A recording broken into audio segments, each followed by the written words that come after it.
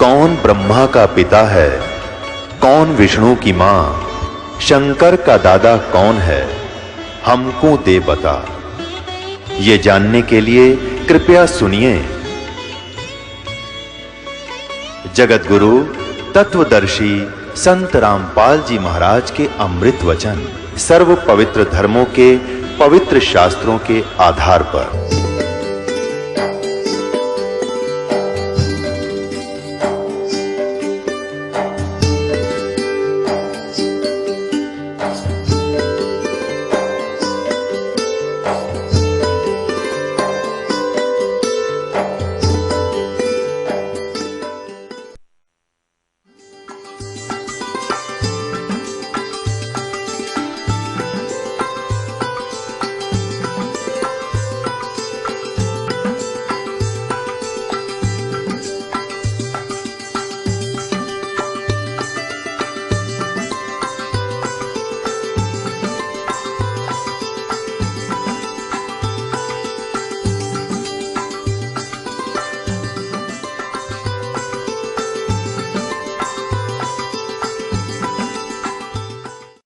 ये देखिएगा अध्याय नंबर 4 का श्लोक नंबर 34 कि उस तत्व ज्ञान को जो सच्चिदानंद घनम ब्रह्म की वाणी में है, जिसने अपने मुखारविंद से आकर बोल के उच्चारण किया, उस ब्रह्म ने उस ज्ञान को तू तत्वदर्शी ज्ञानियों के पास जाकर समझ, उनको भली भांति दंडवत प्रणाम करने से, उनकी सेवा करने से और कपट छोड़कर सरलता पूर्वक प्रश्न करने से वे परमात्म तत्व को भली भांति जानने वाले ज्ञानी महात्मा तुझे तत्व ज्ञान का उपदेश करेंगे।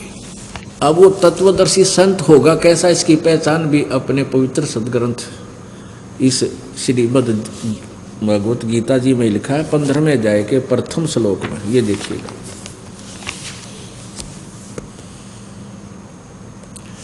अथ पंचदशो अध्याय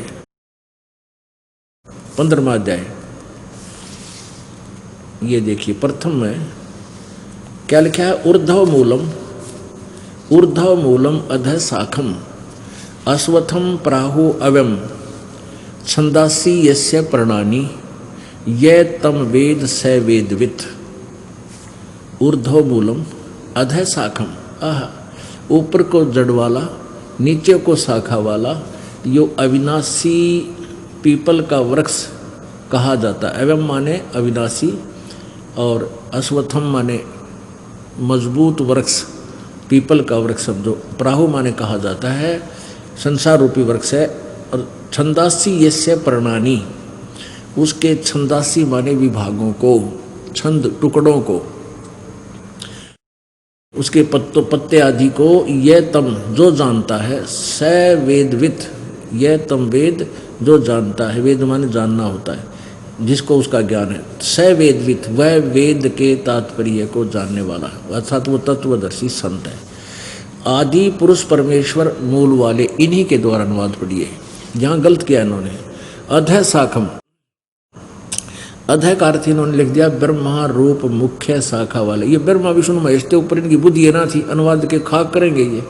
यहाँ लिखा अधः शाखम, अधः माने नीचे होता है, इन्होंने किया है। अध्याय श्लोक नंबर 2 में, इसी 15वें में यहाँ देखना, इस 2, ये 3 नंबर है, ये 2 नंबर का अनुवाद है। अधः माने नीचे, अधः, और यहाँ लिखा अधः माने नीचे। तो हम इसी को ठीक कर लें यहाँ से। अधः शाखम ऊर्ध्व मूलम, आदि पुरुष परमेश्वर रूप मूल वाले, यानी ऊपर को जड़, ऊर्ध्व लिखना था, ऊपर को जड़ वाले, अर्थात ऊपर को जड़ तो समझो वो आदि परम परमेश्वर यानी परम अक्षर ब्रह्म है। ये जड़ इस वृक्ष, संसार रूपी वृक्ष की, जिससे सबको राहत मिलती है, जड़ से खुराक जाती है पूरे वृक्ष को। अधः शाखम, यहाँ लिखना है हमने नीचे को शाखा वाला, अधः माने नीचे। ये तो जहाँ बिजली थे बड़ा गोबर कर दिया ना। यहाँ देखो, संसार रूपी पीपल के वृक्ष को अविनाशी कहते हैं, वेद जिसके पत्ते कहेंगे। इन्होंने छंदासी माने वेद लिख दिया। ठीक है, ये अर्थ कुछ भी बना सकते, लेकिन इसका सीधा अर्थ है इसके विभागों को, जो पत्ते आदि विभाग हैं कहे जाते हैं, और उस संसार वृक्ष को ये वेद, ये माने जो पुरुष मूल सहित जड़ से लेकर पत्तों तक जो बता देगा, तत्व से जानता है, वह वेदवित, वह वेद के तात्पर्य को जानने वाला है। यानी वो वेद को सही जानता है, अर्थात वो तत्वदर्शी संत है। अपने आत्मा अध्याय नंबर 15 के श्लोक नंबर 2, 3, 4 में ये बताया है कि तीनों गुण रूप शाखाएं हैं। ये देखना अध्याय नंबर 15 का अब श्लोक नंबर 2 और पढ़ ले। उस संसार वर्ष की तीनों गुण रूप ये जल से बड़ी हुई शाखा, विश्व परवाला शाखा। आप संस्कृत भी पढ़ सकते हैं क्योंकि देवनागरी लिपि है, आप शिक्षित हो और इसमें कोई हम आसानी से पढ़ सकते हैं। देखना ये विषय परवाला शाखा, विषय भोग रूप कोपलों वाली देव मनुष्य और तरक आदि, जिनकी अपनी सोच है। विषय परवाला माने विषय वासना रूपी ये शाखा हैं, नीचे और ऊपर फैली हुई है। मनुष्य लोक में कर्मों के अनुसार बांधने वाली, यानी ब्रह्मा विष्णु महेश, ये रजगुण ब्रह्मा सतगुण विष्णु तमगुण शिव जी हमें यहाँ कर्मों के बंधन में बांधने की मुख्य कारण है, मूलानी जड़ है। अपनात्मा देखो ज्ञान ऐसे समझा जाएगा इस पवित्र सदग्रंथ का। वहाँ तो लिखा है कि संसार रूपी वृक्ष की जड़ ये परमात्मा पूर्ण ब्रह्म है, जिससे सबको राहत मिलती है। और यहाँ लिखा है दूसरे मंत्र में कि ये रजगुण ब्रह्मा सतगुण विष्णु तमगुण शिव जी तीनों गुण रूपी शाखा है इस उल्टे लुट के संसार रूपी वृक्ष की, और ये आपको कर्म अनुसार यहाँ बांधे रखने की मूल है, जड़ है, मुख्य कारण है।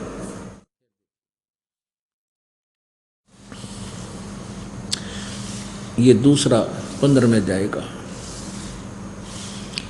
उस संसार वृक्ष की तीनों गुण रूप रजगुण ब्रह्मा सदगुण विष्णु तमगुण शिव जी रूपी जल से बड़ी हुई ये विषय परवाला शाखा, विषय कोपलों वाली यानी नीचे शाखाएं हैं, ये शाखाएं हैं नीचे और ऊपर, सर्वत्र नहीं, केवल ऊर्ध्वम, ऊर्ध्वम माने ऊपर, ऊर्ध्वम फैली हुई है। मनुष्य लोक में कर्मानुबंधनी, कर्मों के अनुसार बांधने वाली, कर्मा में फंसा कर रखने वाली, नियमित यहाँ हमें नियोजित रखने वाली, ये मूलानी यानी मुख्य कारण है। ये जड़ें हैं, हमारी जड़ है, हमें यहाँ बांधे रखने के मुख्य कारण है मूलानी। और नीचे और ऊपर फैली हुई है, सभी लोगों में नहीं लिखा इसमें, अनुसंततानी यानी व्याप्त हो रही हैं। अब तीसरे में कमाल किया है, इस संसार वर्ष का जैसा स्वरूप यहाँ, जैसा वर्ष स्वरूप जैसा कहा है वैसा यहाँ विचार काल में नहीं है, अर्थात तेरे मेरे डिस्कशन में, इस गीता जी के ज्ञान में। अब क्या कह रहा है कि जो अब मैं तुझे ज्ञान दे रहा हूँ, गीता ज्ञानदाता कहता है, अर्जुन तेरे मेरे डिस्कशन में विचार काल में मैं तुझे यथार्थ ज्ञान नहीं दे पाऊंगा इस संसार रूपी वृक्ष की रचना के बारे में, क्योंकि इसका आदि और अंत यथार्थ रूप से मुझे ज्ञान नहीं। इसलिए कहा कि इसके बारे में तत्वदर्शी संतों को जाकर पूछ। यहां देखना, इस संसार वृक्ष का स्वरूप जैसा कहा है वैसा यहां विचार काल में यानी गीता के ज्ञान में नहीं पाया जाता, क्योंकि न तो इसका आदि है और न इसका अंत था, न इसकी अच्छी प्रकार से स्थिति ही है, यानी जो गीता ज्ञानदाता इससे परिचित नहीं है। इसलिए इस सुविरुद्ध मूलम यानी जिस संसार रूपी वृक्ष का जो जड़ है वो तो अविनाशी है, वो परमात्मा परम अक्षर ब्रह्म आदि पुरुष परमेश्वर, दृढ़ यानी सदा रहने वाला, अति दृढ़ मूल वाले संसार रूपी पीपल के वृक्ष को यानी सारी सृष्टि रचना को दृढ़ वैराग रूपी शस्त्र द्वारा काटकर नहीं, उस तत्व ज्ञान रूपी शस्त्र द्वारा इस उलझी हुई गुत्थी को काटकर, उसके पश्चात इस चौथे श्लोक में बताया है, उसके पश्चात उस परम पुत्र परमेश्वर को भली भांति खोजना चाहिए, जिसमें गए हुए पुरुष फिर लौटकर संसार में नहीं आते, और जिस परमेश्वर से यानी जिस भगवान ने, परमात्मा ने पुरातन संसार वृक्ष की प्रवृत्ति विस्तार को प्राप्त हुआ था, जिस परमात्मा ने इस संसार रूपी वृक्ष की रचना की है, उसी आदि पुरुष नारायण की मैं शरण हूं। इस प्रकार दृढ़ निश्चय करके उस परमेश्वर का मनन और निधिध्यासन करना चाहिए। यानी इससे सिद्ध है कि गीता ज्ञान दाता अपने बारे में कह रहा है कि मैं तो नासवान हूं, तू भी नासवान है, पहले भी जन्म हुआ, आगे भी होगा, और मेरा ओम नाम है। और उस परमात्मा के बारे में जो सारी सृष्टि का रचनहार है, परम अक्षर ब्रह्म है, उसकी जानकारी किसी तत्वदर्शी संत से प्राप्त करें। और तत्वदर्शी संत से प्राप्त ज्ञान के आधार से आपको तत्व ज्ञान रूपी शस्त्र द्वारा इस उलझी हुई गुत्थी को काट कर उसके बाद उस परम पद परमेश्वर के उस परम पद को खोजना चाहिए। इसका अर्थ ये बनता है कि जहां जाने के बाद फिर कभी जन्म मृत्यु नहीं होती, साधक फिर लौटकर संसार में कभी नहीं आते, और मैं भी उसी की शरण हूं। वैसे गीता ज्ञान दाता खुद कह रहा है कि मैं भी उसी की शरण में हूं, केवल उसी की पूजा कीजिए। उसी के बारे में गीता जी अध्याय नंबर 18 के श्लोक नंबर 62 में कहा है कि अर्जुन तू सर्वभाव से उस परमेश्वर की शरण में जा, उस परम अक्षर ब्रह्म की शरण में जा, जिसकी कृपा से तू परम शांति को और सनातन परम धाम को प्राप्त होगा। अपनात्मा वो परमात्मा कौन है? यहाँ थोड़ा सा एक और समस्या आ जाती है कि रजगुण ब्रह्मा है, सतगुण विष्णु, तमगुण शिव जी। ये कंसेप्ट क्लियर करना घना जरूरी है, और ये अपने सदग्रंथों में ही इनकी जो ना हिस्ट्री लिखी है, इनकी इतिहास में लिखा हुआ वही पढ़कर सुनाते हैं। ये देखिएगा श्रीमद् देवी भागवत हिंदी टीका सहित प्रथम भाग, ये कहाँ से प्रकाशित है? अथ देवी भागवतम सभाष्टिकम सहमात्यम, यह है खेमरा श्री कृष्ण दास प्रकाशन बंबई से प्रकाशित है। इसके देखिएगा ये तीसरा सकंद यहाँ से प्रारंभ होता है। अथ श्रीमद् देवी भागवते भाषा टीका युक्ते तृतीय सकंद प्रारंभते। अब इसमें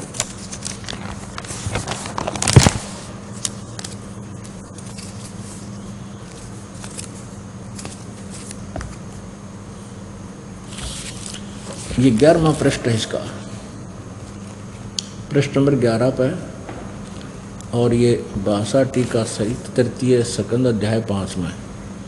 इसके श्लोक नंबर 8 में भगवान शंकर जी कह रहे हैं अपनी दुर्गा माता को, अपनी माता दुर्गा को, हे माता, यदि हमारे ऊपर सदा आप दया युक्त हो तो हमको तमोगुण में किस प्रकार प्रदान किया है? प्रदान नहीं है, इसमें संस्कार दिखाऊंगा। मुझे तमोगुण क्यों उत्पन्न किया है, इसका अर्थ ये बनता है फिर भी।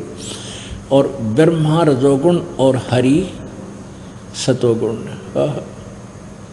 हरि सतोगुण युक्त किए हैं। अब यहां देखिएगा संस्कृत ये है। ये 7वां श्लोक समाप्त हुआ, 8वां प्रारंभ हुआ। यदि दयाधर्मना न सदाम्बिके कथम अहम विहित च, कथम अहम, मुझे क्यों बना दिया, विहित माने क्यों उत्पन्न कर दिया, विहित च तमोगुण, तमोगुण है, मुझे तमोगुण क्यों उत्पन्न कर दिया। और कमल जय, कमल से उत्पन्न होने वाले ब्रह्मा को रजोगुण संभव, रजोगुण क्यों बना दिया, क्यों उत्पन्न कर दिया।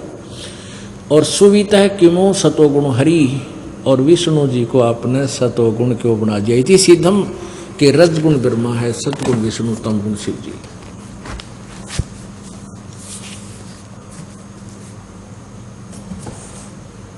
अब ये इसलिए दिखा कि जो पीछे आपने देखा अपने आत्मा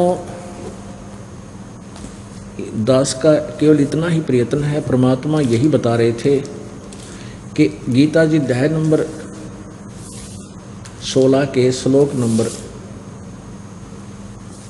23 में लिखा है कि शास्त्र विधि को त्याग कर जो मनमाना आचरण कर, शास्त्र विधि को त्याग कर जो मनमाना आचरण करते हैं उनकी ना तो सुख होता है, ना उनकी गति होती है, और ना ही उनको कोई सुख होता है। ने उनकी कोई सिद्धि प्राप्त होती है, अर्थात यूजलेस।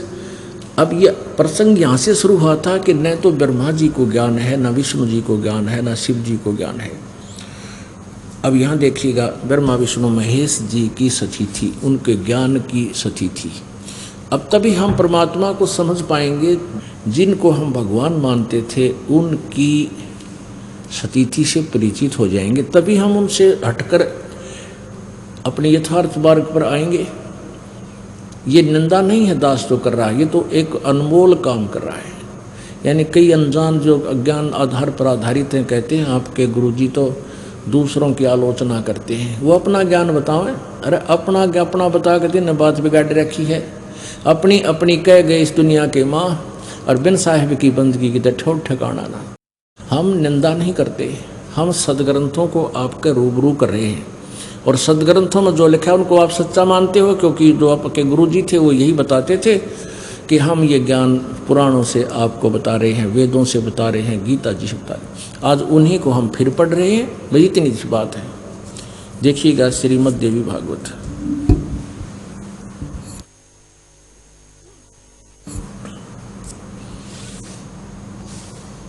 गीता प्रेस गोरखपुर से प्रकाशित है।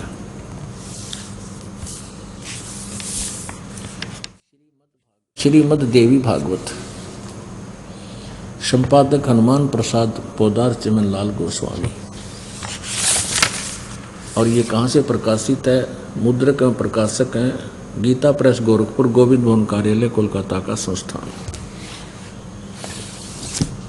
यहाँ देखिए 28 पृष्ठ पे पहला स्कंद, ये प्रथम स्कंद, पहला स्कंद, प्रश्न नंबर 28 पर नारद जी ने कहा, महाभाग व्यास जी। अब नारद जी के ज्ञान की, व्यास जी के ज्ञान की, और ब्रह्मा जी के ज्ञान की, और विष्णु जी के ज्ञान की आपके सामने एक झलक दिखाऊंगा। नारद जी ने कहा, महाभाग व्यास जी, तुम इस विषय में जो पूछ रहे हो ठीक यही प्रश्न मेरे पिताजी ने भगवान श्री हरि से किया था। किससे? विष्णु जी से। अब देवा अधिदेव भगवान जगत के स्वामी हैं, और लक्ष्मी जी उनकी सेवा में उपस्थित रहती है। दिव्य कौस्तुभमणि उनकी शोभा बढ़ाती है।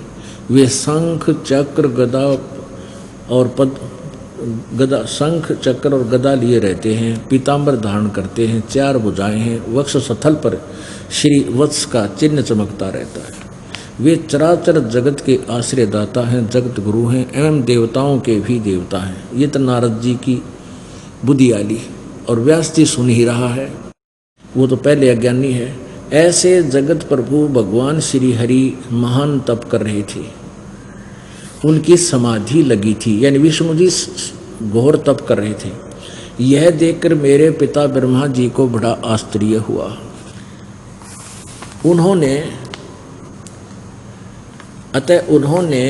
उनसे जानने की इच्छा प्रकट की। किससे? श्री विष्णु जी से ब्रह्मा जी ने जानने की इच्छा प्रकट की। ब्रह्मा जी ने पूछा, प्रभु आप देवताओं के अध्यक्ष ब्रह्मा जी विष्णु जी को सर्वेस्वा मान रहे हैं, जगत के स्वामी और भूत भविष्य एवं वर्तमान सभी जीवों के एकमात्र शासक हैं। भगवान फिर आप क्यों तपस्या कर रहे हैं और किस देवता की आराधना में ध्यान मग्न है? मुझे असीम आश्चर्य ये हो रहा है कि आप देवेश्वर एवं सारे संसार के शासक होते हुए भी समाधि लगाए बैठे हैं। ब्रह्मा जी के विनीत वचन सुनकर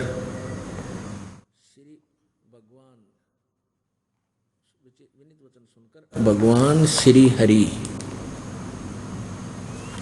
उनसे कहने लगे, ब्रह्मन सावधान होकर सुनो, मैं अपने मन का विचार व्यक्त करता हूँ। विष्णु जी का ज्ञान सुनना ही। देवता, दानव और मानव सब यही जानते हैं कि तुम सृष्टि करते हो, मैं पालन करता हूँ, और शंकर संहार किया करते हैं। किंतु फिर भी वेद के पारगामी पुरुष अपनी युक्ति से यह सिद्ध करते हैं कि रचने, पालने और संहार करने की यह योग्यता जो हमें मिली है, इसकी अधिष्ठात्री शक्ति देवी है, यानी दुर्गा है। वे कहते हैं, आगे चलो, सुवर्त प्रत्यक्ष और परोक्ष दोनों उदाहरण में तुम्हारे सामने रखता हूँ, सुनो। यह निश्चित है कि उस शक्ति के अधीन होकर ही मैं इस शेष नाग की सैया पर सोता और सृष्टि करने का अवसर आते ही जाग जाता हूँ। मैं सदा तप करने में लगा रहता हूँ। उस शक्ति के शासन से कभी मुक्त नहीं रह सकता। कभी अवसर मिला तो लक्ष्मी के साथ सुखपूर्वक समय बिताने का सौभाग्य प्राप्त होता है। मैं कभी तो दानवों के साथ युद्ध करता हूँ। अखिल जगत को भय पहुँचाने वाले दैत्यों के विकराल शरीरों को शांत करना मेरा परम कर्तव्य हो जाता है। और मुझे उस शक्ति के यानी दुर्गा के अधीन होकर रहना पड़ता है। मुझे सब प्रकार से शक्ति यानी दुर्गा के अधीन होकर रहना पड़ता है। उन भगवती शक्ति का यानी दुर्गा का मैं निरंतर ध्यान किया करता हूँ। ब्रह्मा जी, मेरी जानकारी में इन भगवती शक्ति से बढ़कर दूसरे कोई देवता नहीं, कोई भगवान नहीं है। आलिया विष्णु जी के ज्ञान का ओढ़ विष्णु जी का है, मैं दुर्गा से ऊपर किसी भगवान को नहीं जानता। मेरी जानकारी में दुर्गा सुप्रीम पावर है, सुप्रीम गॉड है, मैं इसकी पूजा करता हूँ। अपने आत्माओं, एक तो ये देख लो, परमात्मा पहले कहा करते थे, भाई तन दर सुखिया कोई न देखा, जो देखा सो दुखिया हो। उदय अस्त की बात करते हैं, मन सबका किया विवेक का हो, सबका किया विवेक का हो। क्या बताते थे भाई, साच कहूँ तो जग ना माने, पर झूठ कही ना जाई हो। साच कहूँ तो जग ना माने, पर झूठ कही ना जाई हो। ब्रह्मा विष्णु ये शिव जी दुखिया, जिन ये राह चलाई हो, जिन ये राह चलाई हो। परमात्मा 600 वर्ष पहले कहा करते रही, ब्रह्मा विष्णु में सुखी नहीं, तुम इनकी पूजा करके सुख की आशा इनसे करते हो। थारी आंख फूट रही है ज्ञान वाली। अब ये स्वयं कह रहा है कि मैं ज़्यादातर पहले तो घोर तप करता है, इस काल का जाल है ये। इस तप करने से इनमें सिद्धि आ जाती है, इनकी बैटरी चार्ज हो जाती है, और फिर ये राक्षसों को मारते हैं, जाकर उस सिद्धि शक्ति से लड़ते हैं, और फिर उस पाप के को इनके बैड अकाउंट में लिख देता है। ये काल है, सारा जीवन बर्बाद कर देते हैं ये ब्रह्मा विष्णु में। क्यों? बड़ी घनी पुण्यात्मा, विशेष पुण्य संग्रह जिन आत्माओं का होता है उनको ये पद दे देता है, राज्य पद है ये। और जितना उच्च राज्य पद प्राप्त होगा उतना ही पाप का भागी इस काल के जाल में जीव गणा होगा। ये राज्य तो 10 दिन का और करोड़ों वर्षों का नरक, फिर गदार कुत्ता कमर टूटेगी, काग खाएंगे, फिर कुत्ता बन के कीड़े पड़ेंगे, वो पाप रहेंगे न्यारे, वो इसको भोगने पड़ेंगे। अब ये खुद स्वीकार करते हैं कि मैंने मुश्किल से कभी कोई टाइम थोड़ा बहुत मिलता है तो लक्ष्मी जी के पास थोड़ा बहुत समय बिताता हूँ, नहीं तो मैं ज़्यादातर तप करता हूँ, फिर युद्ध करता रहता हूँ। और भगवान 600 साल पहले बताया करते परमात्मा, उसकी बात हमारा जची कोई ना, क्योंकि इन अज्ञानिया ने हमारे अंदर अज्ञान इतना ठोक दिया था, उस झूठ को सच्ची जता रखी थी। अब विष्णु जी तक है, मैं दुर्गा से ऊपर कोई भगवान नहीं मानता, मैंने बेराय को नहीं, ज्ञान नहीं। अब दुर्गा कहती है कि एक ब्रह्म की पूजा करो, ये और देख लो। वो कहती है कि ब्रह्म की पूजा करो और सब बातें छोड़ दो। ये 7वां स्कंद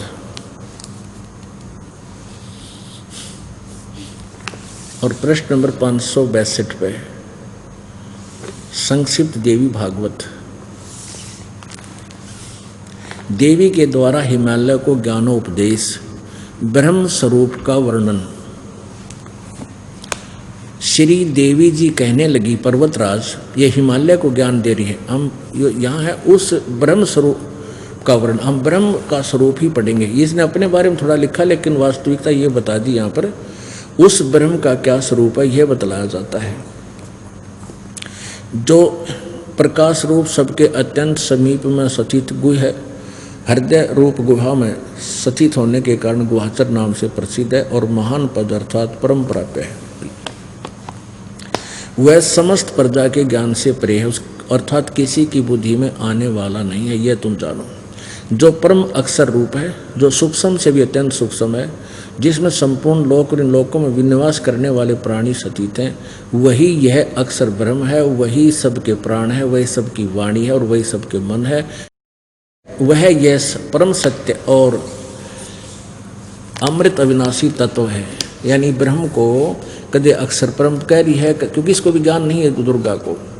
और उस वेदने योग्य लक्ष्य का तुम वेदन करो, मन लगाकर उसमें तन्मय हो जाओ। सौम्य उपनिषद में कथित महान अक्षर रूप धनुष लेकर उस पर उपासना द्वारा तीक्ष्ण किया हुआ बाण संधान करो और फिर भावानुगत चित्त के द्वारा उस बाण को खींचकर उस अक्षर रूप ब्रह्म को ही लक्ष्य बनाकर वेदन करो। परवण उसका नाम है, यानी ओम तो मंत्र धनुष है, जीवात्मा साधना करती है वो बाण है, और ब्रह्म उसका उद्देश्य है, ब्रह्म लक्ष्य कहा जाता है। यहाँ देखिएगा, उस एकमात्र परमात्मा को ही जाने, दूसरी सब बातें छोड़ दो।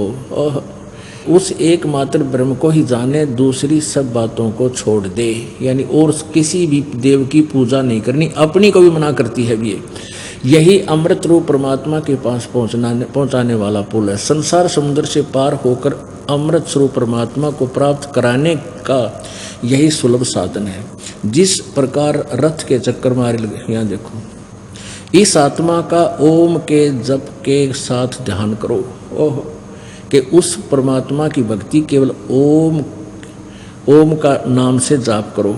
इससे अज्ञान में अंधकार से सर्वथा परे, संसार समुद्र से उस पार जो ब्रह्म है उसको पा जाओगे, तुम्हारा कल्याण हो।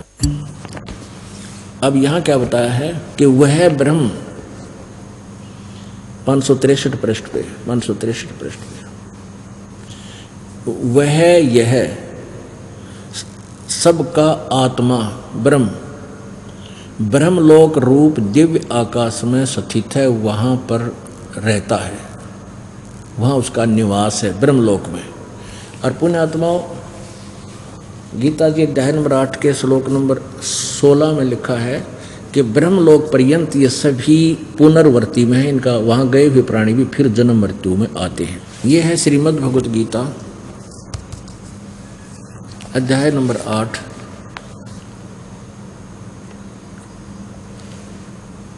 और श्लोक नंबर 16।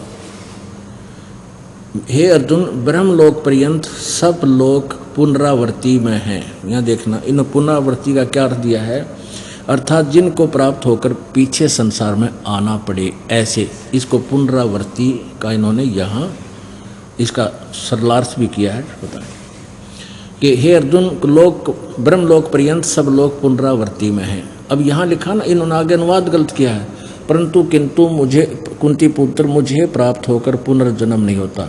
अगर ये नहीं बनता, इसका अर्थ है कि जो ये नहीं जानते, जिसका वास्तविक अर्थ ये है, जो ये नहीं जानते कि ब्रह्मलोक पर्यंत सभी तो उल्टे आते हैं, ब्रह्मलोक में गए हुए वापस आते हैं, जो ये नहीं जानते वो मुझे प्राप्त होकर भी जन्म मृत्यु में ही रहते। इसका अर्थ तो ये बनता है, इन्होंने अनुवाद गलत किया है। यदि ये अनुवाद सही हो इनका कि मुझे प्राप्त करके फिर कभी जन्म मृत्यु नहीं होती, तो फिर वो सारे श्लोक गलत हो जाते हैं। दूसरे अध्याय का 12वां, चौथे अध्याय का गीता जी के 4था और 9वां, चौथे अध्याय का 5 से लेकर 9, और भी काफ़ी जगह इसने बताया है कि उस परमात्मा की भक्ति कर वही पूर्ण मोक्षदायक है। तो इससे ये सिद्ध हो गया कि ब्रह्मलोक तक गए हुए भी जन्म मृत्यु में आते हैं, उनका पूर्ण मोक्ष नहीं होता। इति सिद्धम। अब ब्रह्म कहता है, अपने अभी पहले सुना कि हे अर्जुन, तू सर्वभाव से, गीता जी अध्याय नंबर 18 के श्लोक नंबर 62 में, तू सर्वभाव से उस परमेश्वर की शरण में जा जिसकी कृपा से, यानी वो उसकी पूजा के लिए बताता। जैसे गीता जी अध्याय नंबर 15 के श्लोक नंबर 4 में आपने पढ़ा कि तत्व ज्ञान प्राप्त होने के उपरांत उस परम पद परमेश्वर की खोज करनी चाहिए, जहाँ जाने के बाद फिर कभी लौटकर संसार में साधक नहीं आते। और जिस परमात्मा ने सारे ब्रह्मांडों की रचना की है और मैं भी उसी की शरण में हूँ, ये दृढ़ निश्चय करके उससे की भक्ति करनी चाहिए। और यही गीता जी अध्याय नंबर 18 के श्लोक नंबर 62 में कहा है कि अर्जुन, तू सर्वभाव से उस परमात्मा की शरण में जा। वो परमात्मा कौन है, कैसा है, कहाँ रहता है, वह परमात्मा परम अक्षर ब्रह्म है और उसका नाम कबीर देव है, कबीर साहब है। उसके विषय में आपको जानकारी देते हैं। उस सूक्ष्म वेद की कुछ उस अमर वाणी को आपको सुनाते हैं, जो कितनी मार्मिक है, कितने गूढ़ रहस्य से युक्त है। आदरणीय गरीबदास साहिब जी को परमात्मा की प्राप्ति हुई।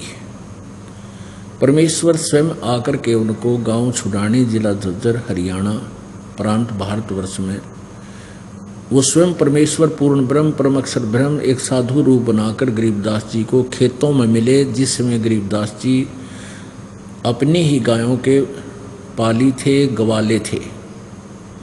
वहाँ से उनकी आत्मा को सचखंड सतलोक लेकर गए। ब्रह्मा विष्णु महेश की सब सतिथि से परिचित करवाया। आज से लगभग 250 वर्ष पहले गरीबदास जी ने आंखों देखा वर्णन कबीर परमेश्वर की महिमा का लिखा हुआ है अपनी अमरवाणी में, और कबीर जी ने उनके अंतःकरण में अपना वो सूक्ष्म वेद फीड कर दिया था। उन्होंने दोबारा फिर उस परमात्मा के ज्ञान को दोबारा प्रकाशित किया। कस्तूरी नाम कबीर है, बिन छेड़े मैं कंते, आदि अंत की कहते हूँ, पटतर कोई न सुनते। कस्तूरी नाम कबीर है। आय हाय, कहते हैं कस्तूरी की इतनी अच्छी सुगंध होती है, उसने छेड़ो, उसको कहीं पर लगाओ या ना लगाओ, जहाँ भी वो रखी है उसकी आसपास के क्षेत्र में अपने आप सुगंध फैल जाती है। कस्तूरी नाम कबीर है, बिन छेड़े मैं कंते, आदि अंत की कहत हूँ, पटतर कोई न संत। उसके बराबर ना तो कोई संत है और ना ही कोई भगवान है। आदि अंत यानी शुरू से लेकर आखिर तक का ये निचोड़ सुन ले। चिदानंद चंदन कला अवगत लहर उठनते, जिन आकार अजोखे पद त्रिकुटी में दिखनते। नैनो मद निरखत रहे अवगत नाम कबीर, बेड़ा पार लगाए हूँ सुरत सरोवर तीर। ना सतगुरु जननी जन्या, जाके माने बाप। अब गरीबदास साहिब जी आंखों देखा बता रहे हैं कि वो कबीर परमात्मा जो सतगुरु रूप में यहाँ आते हैं, यथार्थ ज्ञान देते हैं। ना सतगुरु जननी जन्या, जाके माए न बाप, पिंड ब्रह्मंड से बाहर है जाना तीनों ताप। नैनो मद निरखत रहे अवगत नाम कबीर, बेड़ा पार लगाए हों सुरत सरोवर तीर। दो नैनो बिच कमल है उजल हिरंबर धाम, शेष शेष फुल रटत है जिन्होंने पाया राम। कहते तुम क्या साधना करते हो, जय राम राम राम जय जय राम, सीता राम राधे श्याम, राम राम राम राम। कहते इस राम राम के करने से यदि तुम्हें भगवान मिल जाता तो शेष नाग जी 1000 उसका मुंह है फन, और एक फन में 2 जीव हैं, और एक बार में वो 2000 बार राम राम जब पैर उससे दिन का लाग रहा जब तक जन्म हुआ है, आज तक तो उसने राम मिला कोई नहीं। यानी गुण तीनों की भक्ति में ये भूल पड़ो संसारे, कहे कबीर निज नाम बिना भाई कैसे उतरो पारे। निज नाम यथार्थ मंत्र, यथार्थ भक्ति मंत्र नाम के बिना तुम पार नहीं हो सकते। गरीब शेष 88 ना गए, 2400 पर चोख, 3300 पर तलब है, कोई बकरा कोई बोक। क्या बताते हैं कि ना तो ये 88,000 ऋषि पार हुए, और ना ये 24 अवतार और 33 करोड़ ये देवता। इनके ऊपर भी काल का जाल है, काल का फरमान इनके पास आता है, काल का तलब है, और ये 84 लाख योनियों में धक्के खाते हैं, भटकते हैं। कोई बकरा बनता है, कोई बोक बनता है। एक बार जब राजा युधिष्ठिर जी ने यज्ञ की थी, अश्वमेध यज्ञ की थी, इसलिए कि मेरे को ये भयंकर स्वप्न दिखाई दे रहे हैं, ये किसी प्रकार ये तीन ताप का कष्ट मेरा हरण हो, दूर हो। तो श्री कृष्ण जी के बताए अनुसार साधना की गई थी और उसमें एक यज्ञ की गई थी और उसमें एक टर्म एंड कंडीशन रख दी थी कि सभी संत ऋषि महापुरुष देवता सभी को आमंत्रित करो और जब सब भोजन खा लेंगे, भोजन जब खा लेंगे तो ये शंख, एक शंख रख दिया अलग से, एक सुसज्जित स्टेज बनाकर एक आसन पर, कि ये शंख अपने आप बजेगा। यदि शंख बज गया तो समझो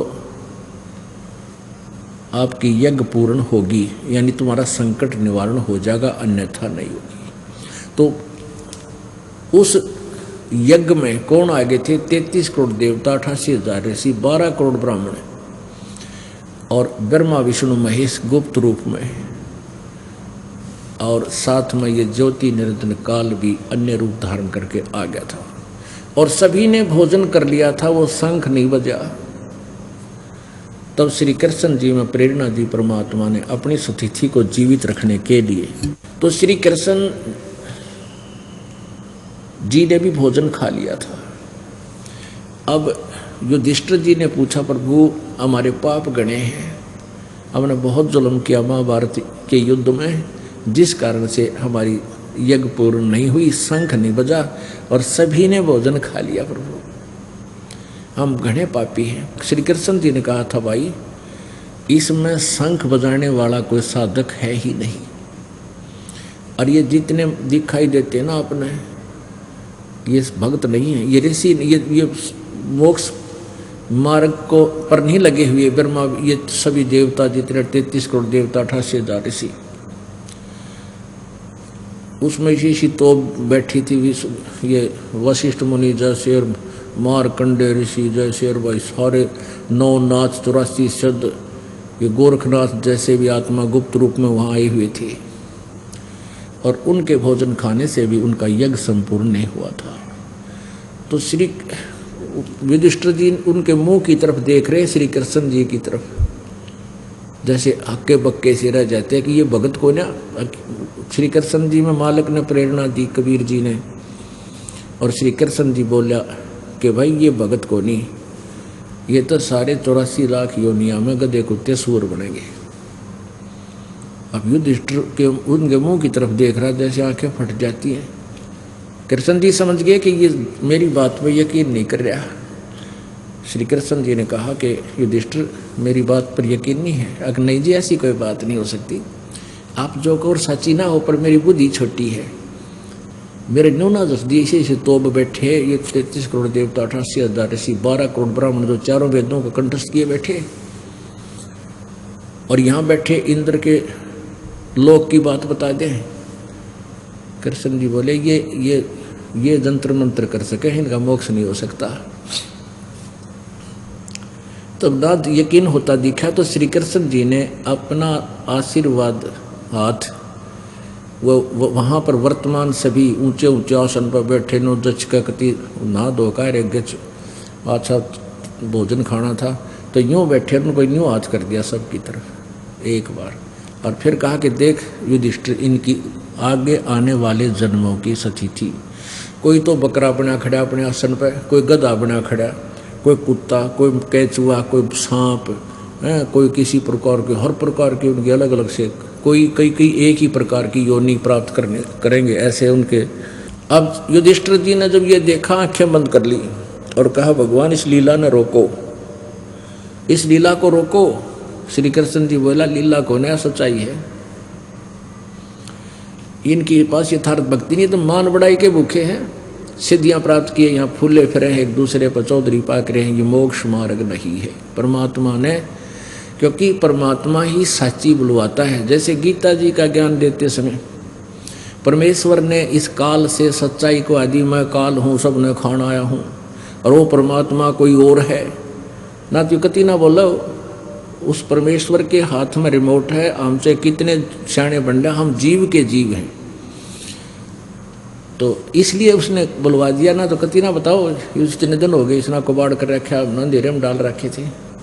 पता था परमात्मा ने मेरे बच्चे गीता को सच्ची मानेंगे और गीता के बारे में इनको पता नहीं होगा, मेरा दास आएगा, इनको सच्चाई से परिचित करवाएगा, मुझे पहचान लेंगे, इनका मोक्ष कर दूंगा, सतलोक ले चलूंगा। मेरे बच्चे यहाँ बहुत दुखी हो रहे हैं, कोई गधा बन रहा है, कोई गधी बना है, कोई कुत्ता, कोई कुतिया, बिरान मैटी हो रही। और मनुष्य जीवन में कौन सुखी? ब्रह्मा विष्णु महेश तक सुखी नहीं है। तो यहाँ वो सूक्ष्म वेद भी यही बता रहा है। 88 ना गए 24 पर चोख, ये 24 अवतार इस विष्णु जी के और आदि ये 24 अवतार भगवान के, ये भी नहीं पार हो सकते। 33 पर तलब है, कोई बकरा कोई बोक। 33 करोड़ देवता भी कहते हैं ये भी कोई बकरा बनेगा कोई बोक, यानी 84 लाख योनियों में जाएंगे। 88 5 में 25 में पूछे, ये तो अस्थिर है नहीं कभी मुकाम के बेकूच। 24 अवतार तक हो चुके हैं, 25वां और आवेगा नीकलंग नाम से कलयुग के अंत में। राजा हरिश्चंद्र जी स्वर्ग में बैठे हैं, उनको फिर यो चौधरी बना के भेजेगा काल, यहाँ पर यहाँ का अवतार बनाओगा। और वो क्या करेगा? कलयुग के लास्ट में कृतघ्नी लोग हो जाएंगे। अब ये जो समय चल रहा है वर्तमान का पुण्यात्माओं, ये मोक्ष काल है। अब ये मोक्ष समय है और ये कुछ 1000 वर्षों तक रहेगा। एक बार फिर पुनः स्थिति ऐसी आएगी पृथ्वी पर जैसे सतयुग में हुआ करता था, क्योंकि सब मार धाड़ कर रहे हैं, हर चोरी लूटी खसोटी माया जोड़न की होड़ लाग रही है, किसी का बरकत नहीं, किसी को शांति नहीं, सबकी दुर्गति दूने दुख। निरे मेडिकल खोल लिए, शहर शहर में निरे हॉस्पिटल प्राइवेट भी, हर सब का भीड़ जो खचाखच भरे रहते हैं, क्योंकि उनके पाप नहीं कट सकते, वो उड़ मर जाए सड़ का हॉस्पिटलों में। और परमात्मा की दया से वो रोग आपके वैसे ही ठीक होने लग जाएंगे, क्योंकि परमात्मा से बड़ी कोई शक्ति है ही नहीं। लेकिन वो होंगे किस तरह? इस विधि से आपके अंदर नम्रता, आपकी भक्ति बढ़ेगी। तो ऐसे ये एक बार पूरे विश्व में एक बार या दौड़ रुकेगी, नहीं तो आग लाग रही है। बाण भाई का प्यार रहा नहीं, माया माया दिखे, भाई भाई का माया के ऊपर मिनट में मुकदमा, लट्ठम लट्ठा, बाप की इज्जत नहीं, माता पिता से प्यार रहा नहीं, और कोई साहूकार दिखता ना। मान किसी ने 2 नंबर करके इकट्ठा भी कर लिया, फिर पाप का भागी बनेगा, आगे 84 लाख योनियों में दुख पाओगे। तो बालक नादान बच्चे हैं जो जहर खा रहे हैं, जब इनको ज्ञान हो जाएगा फिर छुएंगे नहीं, हाथ भी ना लावें।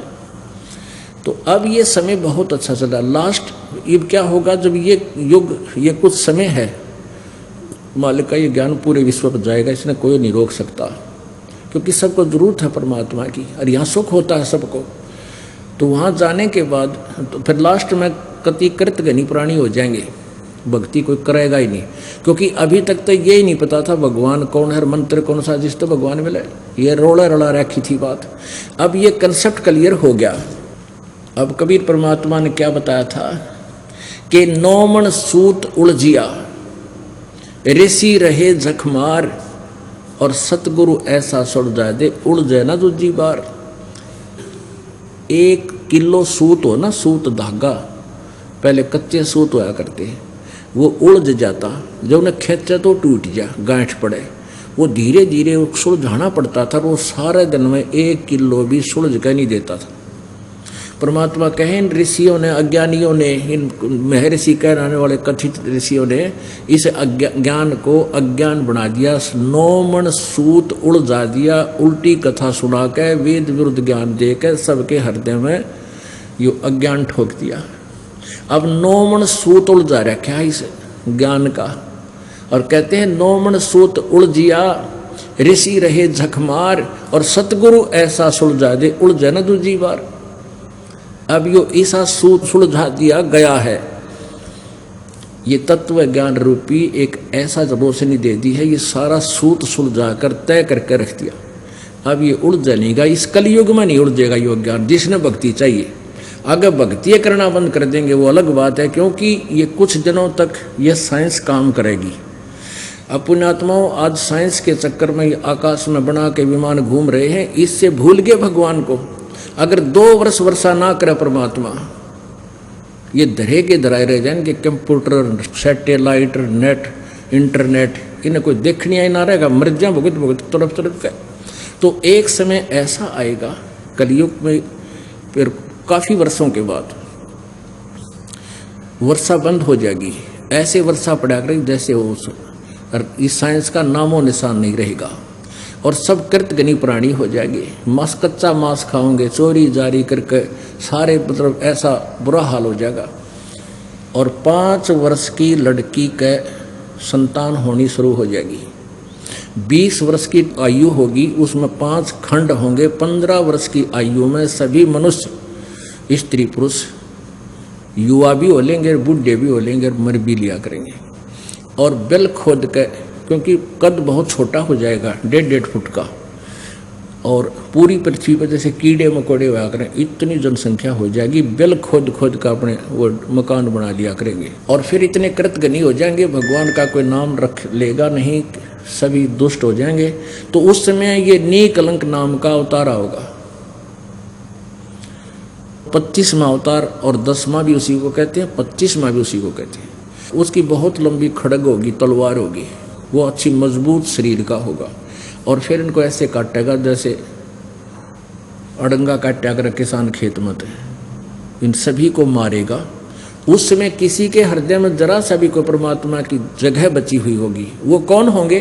वो आप में से होंगे, क्योंकि जो ई पार हो गए, पूरा विश्वास करके, भक्ति सत करके, मर्यादा में रहे तो पार हो जाएंगे। और कुछ रह गए, काल के हाथ लग जाएंगे, उनका फिर मनुष्य जन्म होता रहेगा इस पुण्य के कारण। और भक्ति आगे करेंगे नहीं, वो पुण्य ही उनके कई जन्मों तक चलते रहेंगे। फिर थोड़ी बहुत चाह उनके भगवान की फिर भी रही रहेगी, उसमें फिर वो बचेंगे।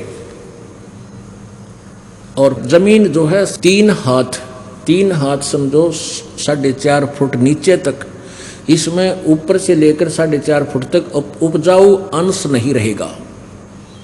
आप देख रहे हो, एक फसल को तैयार करने के लिए दे खाद पे खाद, दे खाद पे खाद, यूरिया और फलाना, और कितने कट्टे इसमें जहर ठोकर लाए गए। अंत में यह कति निष्क्रिय हो जाएगी, यह योग्य नहीं रहेगी काश्त करने की, उपजाऊ नहीं रहेगी।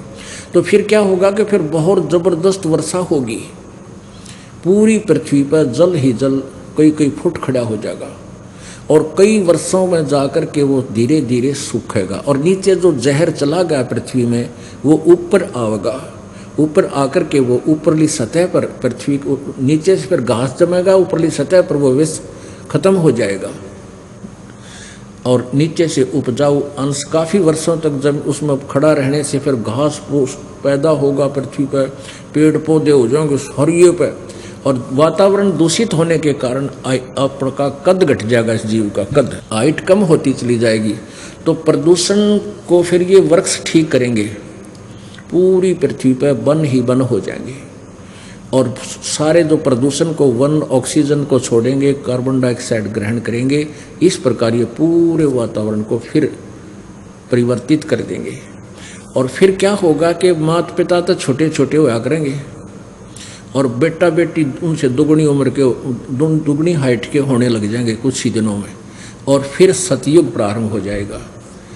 और जो अच्छी आत्माएं फिर सतयुग में जन्म लेंगी, लेकिन वो होंगी वही जो अब विचलित रह जाएंगी, और ईब पार होगी, उनका फिर जन्म नहीं होगा। वहाँ आपकी ऐसे ही मनुष्य जीवन होगा, आपका ऐसा ही परिवार होगा। जैसे आप यहाँ जन्मे तो आपको धीरे धीरे आपका पूरा एक संसार बस गया, ऐसे ही वहाँ आपका एक परिवार होगा।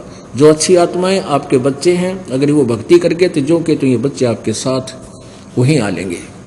और नहीं, वहाँ पर आपको बहुत अच्छी व्यवस्था होगी, और वहाँ से भी आपको अलग से परिवार आपका उसी तरह होगा। और मृत्यु नहीं, बुढ़ापा नहीं, और किसी चीज़ का अभाव नहीं। तो यहाँ जो प्रसंग चल रहा था, 88 में 2500 में पूछे, ये तो अस्थिर है नहीं, कबे मुकाम कबे कूच। 88,000 ऋषियों में,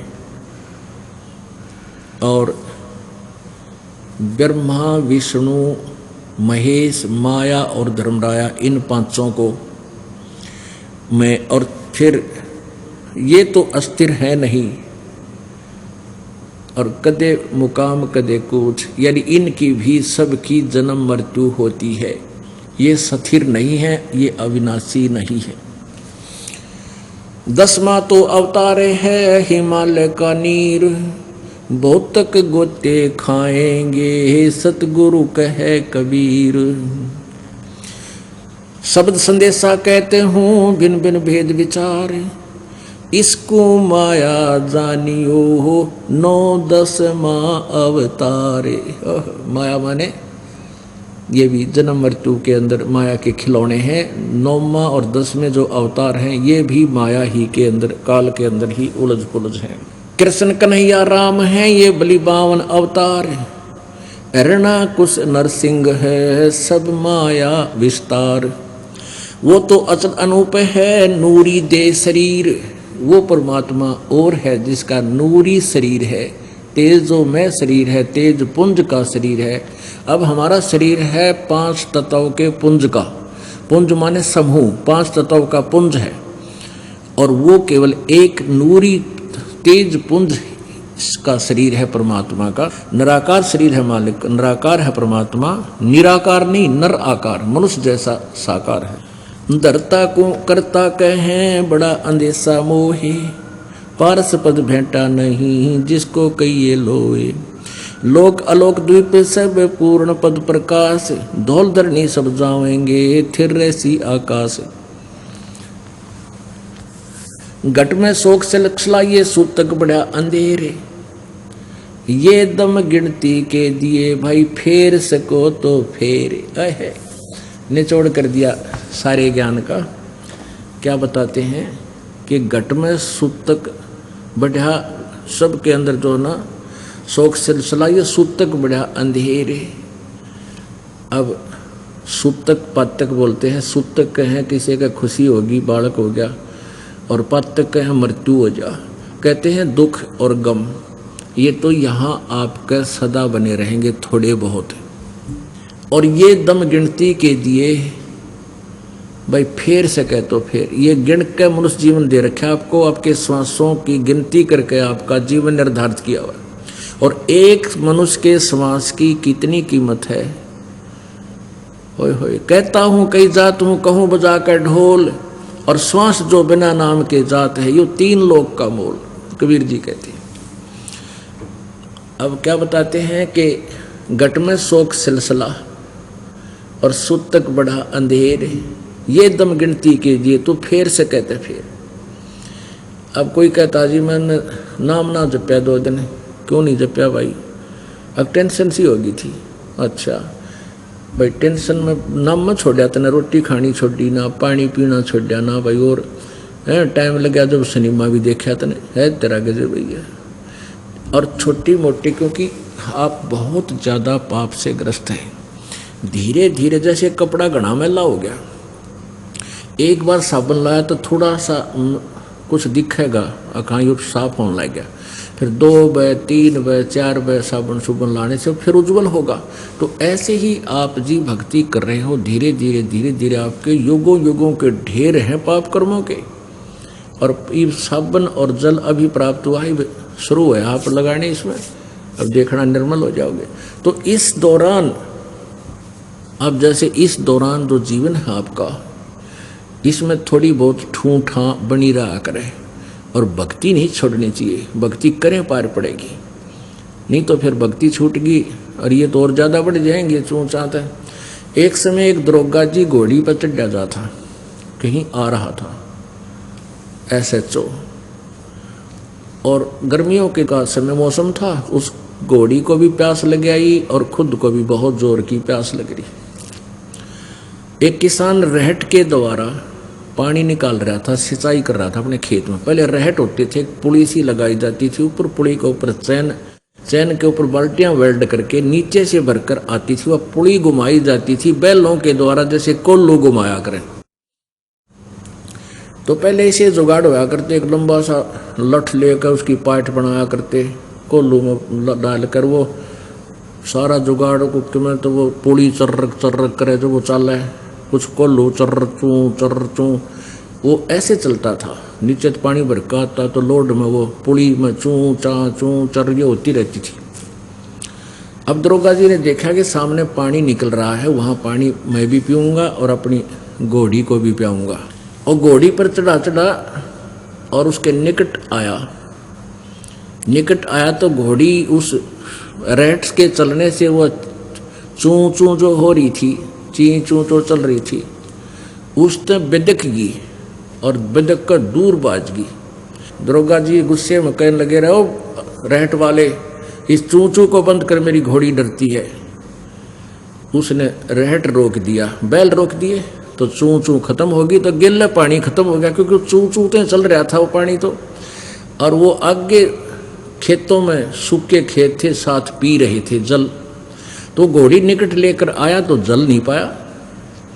दरोगा जी कहने लगा, वो जल निकाल।